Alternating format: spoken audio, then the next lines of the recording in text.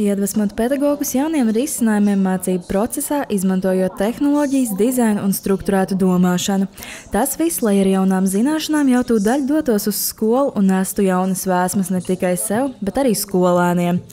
Tas viss norisinājās Siguldas Tehnoloģiju, izglītības un inovāciju dienā Klikšķis iedvesmai. Šogad organizējam jau 2. gadu, un ja pirms gada mums bija fokus bija dzelži, tā teikt, hardwares un sistēmas, teiksim, pašvaldību līmenī. Un pagājušajā gadā mēs aicinājām daudz pašvaldību partnerus, mēģinot saprast, kā iestartēties gaidāmai sezonai.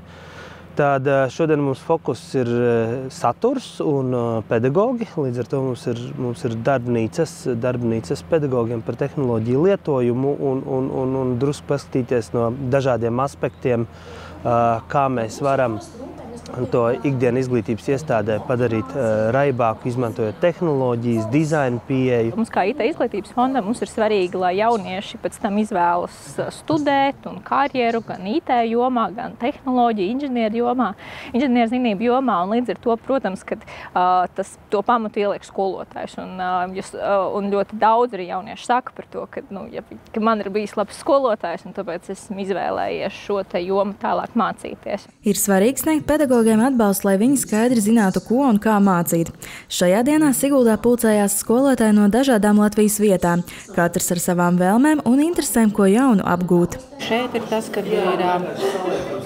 arī tas plašais profils, kas tiek piedāvāts šodien, arī nodara ne tikai kā skolotājiem, bet arī kā cilvēku ikdienā. Noteikti arī, lai ieinteresētu mazos skolēnus, ir jāapgūst tehnoloģijas un tās stundas jārada tādas interesantas, krāsainas, lai viņiem būtu prieks mācīties. Es vēlos gūt to dzirkstelīti tam sākumam, lai viņš ir tiešām, lai līdz bērniem arī aiznestu šo dzirkstīti par jaunām tehnoloģijām, par jaunām iespējām un, protams, vēlos izmantot, es tā ceru, ka gūšu daudz jaunu, lai izmantotu, veidojot savas mācību stundas, lai bērniem būtu interesanti. Es domāju, ka informācijas tehnoloģijas, tas ir tāds izaicinājums šodien arī mums, un man kā latviešu valodas skolotājai, cik daudz un kā ir iespējams strādāt ar tehnoloģijām, lai bērniem arī priekšmetu padarītu interesantāku, aizstošāku. Tā ir unikāla iespēja iepazīt kaut ko jaunu,